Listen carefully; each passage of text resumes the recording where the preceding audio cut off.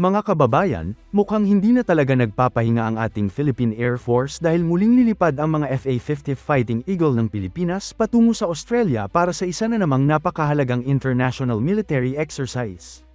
At hindi lang basta simpleng pagsasanay ito, dahil kabilang ang mahigit 100 aircraft at 19 na bansa na magsasama-sama para sa isa sa pinakamalalaking air combat exercises sa buong mundo.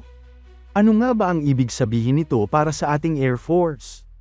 At bakit tila paulit-ulit nang nakakatanggap ng imbitasyon ang Pilipinas sa mga ganitong malalaking pagsasanay kasama ang mga pinakamakapangyarihang kaalyado sa rehiyon? Alamin natin.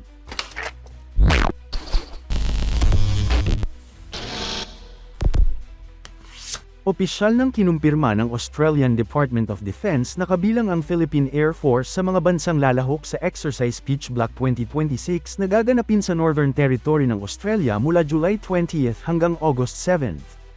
Isa ito sa pinakamalaking multinational air exercise na isinasagawa ng Royal Australian Air Force, at taon-taon ay dinadaluhan nito ng iba't ibang bansang kaalyado at security partners ng Australia. Ayon sa impormasyon na ibinahagi ng Max Defense Philippines, inaasahang magpapadala ang Philippine Air Force ng contingent na maaaring binubuo ng mga FA-50 Fighting Eagle Light Fighters. Posible ring samahan nito ng C-130 Hercules o kaya naman ay C-295 transport aircraft para sa pagdadala ng mga kagamitan, spare parts, at ground crew na susuporta sa buong deployment. Hindi na ito ang unang pagkakataon na lalahok ang Pilipinas sa Pitch Black. Noong 2024, matagumpay na nakilahok ang Philippine Air Force gamit ang kanilang mga FA-50. At dahil naging matagumpay ang kanilang performance noong nakaraang exercise, muling inimbitahan ng ating Air Force para sa panibagong edisyon ng nasabing pagsasanay. Ibig sabihin, unti-unti nang nakikilala ang kakayahan ng ating mga piloto at ng ating air asset sa international stage. Ayon naman kay aviation enthusiast na si Mond Ortiz, mahigit 100 aircraft at mga personnel mula sa 19 na bansa ang magsasama-sama ngayong taon. Kasama rito ang Brunei, Canada, Fiji, Finland, France, India, Indonesia, Japan, Malaysia, New Zealand, Papua New Guinea, South Korea, Singapore, Spain, Sweden, Thailand, United Kingdom, United States, at syempre ang Pilipinas. Kung mapapansin, karamihan sa mga bansang ito ay mga strategic partners at kaalyado ng Pilipinas. Kaya naman hindi lamang simpleng military exercise ang Pitch Black. Isa rin itong pagkakataon upang mapalakas ang interoperability o ang kakayahan ng iba't ibang Air Force na magtulungan at magsagawa ng magkakasabay na operasyon. Sa modernong panahon ng digmaan, napakahalaga ng interoperability. Hindi sapat na malakas lamang ang isang bansa. Mas mahalaga na kayang makipag-operate ng mga puwersa nito sa mga kaalyado upang mas maging epektibo ang collective defense at regional security. At ito mismo ang layunin ng Exercise Pitch Black. Kabilang sa mga pagsasanay na isinasagawa rito ang defensive air combat at offensive air combat. Dito sinusubok ang kakayahan ng mga fighter aircraft sa iba't ibang combat scenarios. Kasama rin ang night flying operations kung saan nagsasanay ang mga piloto sa paglipad at pakikipaglaban sa gabi.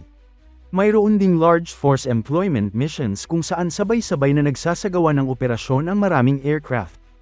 Kasama rin ang air-to-air refueling exercises, strike and interdiction missions, surveillance and reconnaissance activities, airlift and logistics operations, at maging ang complex combat scenario exercises na ginagaya ang aktwal na sitwasyon sa modernong digmaan. Sa madaling salita, hindi biro ang antas ng pagsasanay na pinagdadaanan ng mga kalahok sa Exercise Pitch Black. Para sa Philippine Air Force, napakahalaga ng mga ganitong oportunidad dahil nagbibigay ito ng aktwal na karanasan sa pakikipag-operate kasama ang mga advanced air forces ng mundo. Habang lumalawak ang exposure ng ating mga piloto, mas tumitibay rin ang kanilang kakayahan at karanasan. Isa rin itong magandang pagkakataon upang maasa ang mga crew at maintenance personnel ng ating Air Force. Dahil hindi lamang mga piloto ang mahalaga sa isang deployment. Kasama rin dito ang mga technical experts, ground support teams, at logistics personnel na nagsisiguro na maayos ang operasyon ng bawat aircraft. Samantala, sinabi naman ni Air Commodore Matt McCormack, ang exercise commander ng Pitch Black 2026, na napakahalaga ng naturang exercise para sa kahandaan at collective security ng Australia at ng buong rehiyon. Ayon sa kanya, sa pamamagitan ng pagsasanay ng magkakasama sa ilalim ng komplikadong mga sitwasyon, mas napapalakas ang kahandaan at kakayahan ng mga bansang kalahok na magsagawa ng magkasanib na operasyon.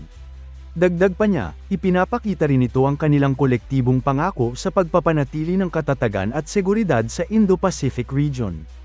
Sa kabilang banda, sinabi naman ni Air Commodore Mickey Gray ng Royal Australian Air Force na bahagi na ng tradisyon ng exercise pitch black ang pagbibigay ng pagkakataon sa publiko na makita ng personal ang mga kalahok na aircraft at makilala ang mga military personnel.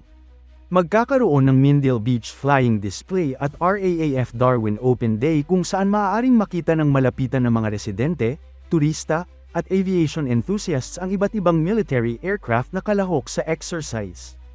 Isa itong patunay na hindi lamang military cooperation ang layunin ng pitch black kundi maging ang pagpapalapit ng mga mamamayan sa kanilang mga armed forces. Para naman sa Pilipinas, isa itong karangalan. Dahil sa nakalipas na mga taon, malaki na ang ipinagbago ng kakayahan ng Philippine Air Force. Mula sa panahong halos walang modernong fighter aircraft ang bansa, ngayon ay regular nang nakikilahok ang ating Air Force sa mga malalaking international exercises kasama ang mga bansang may advanced air capabilities. At habang papalapit na rin ang mga planong modernisasyon ng Philippine Air Force, kabilang na ang pagkuha ng mas maraming fighter aircraft at iba pang advanced systems, mas lalong magiging mahalaga ang mga ganitong international exercises. Dito nasusubok ang kakayahan ng ating mga piloto at dito rin nila nakukuha ang mga karanasang hindi matutumbasan ng ordinaryong training lamang. Hindi rin malayong maging paghahanda ito para sa mas malaking papel ng Pilipinas sa pagpapanatili ng seguridad sa Indo-Pacific region. Sa kasalukuyan, patuloy na tumitindi ang kahalagahan ng rehiyong ito dahil sa iba't ibang hamon sa seguridad. Kaya naman mahalaga na handa ang mga bansang magkakaibigan at magkakaalyado na magtulungan kung kinakailangan. At sa bawat paglipad ng FA-50 ng Pilipinas sa mga ganitong international exercises, ipinapakita ng ating mga piloto na kaya nilang makipagsabayan sa pinakamahuhusay na aviators mula sa iba't ibang bahagi ng mundo. Mula sa kanilang matagumpay na paglahok noong 2024, hanggang sa pagbabalik nila ngayong 2026, malinaw na unti-unti nang tumataas ang antas ng pagkilala sa Philippine Air Force. At para sa ating mga Pilipino, isa itong bagay na dapat nating ipagmalaki. Dahil saan man mapunta ang ating mga piloto, dala nila hindi lamang ang bandila ng Philippine Air Force kundi pati na rin ang dangal at karangalan ng sambayanang Pilipino. Kaya naman, sa nalalapit na Exercise Pitch Black 2026, buong suporta nating ipagdasal ang kaligtasan at tagumpay ng ating mga piloto at ng buong contingent ng Philippine Air Force. At gaya ng sinasabi ng maraming aviation enthusiasts, isang malaking karangalan ang makita ang ating mga FA-50 na muling lumilipad sa himpapawid ng Australia kasama ang ilan sa pinakamahuhusay na air forces sa buong mundo.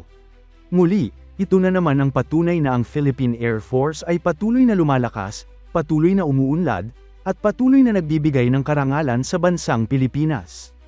At gaya ng lagi nating sinasabi, habang lumalakas ang ating sandatahang panghimpapawid, mas tumitibay rin ang kakayahan ng bansa na protektahan ang ating kalangitan at ang ating pambansang interes. PAFFA 50 pa, Australia na naman ang lipad.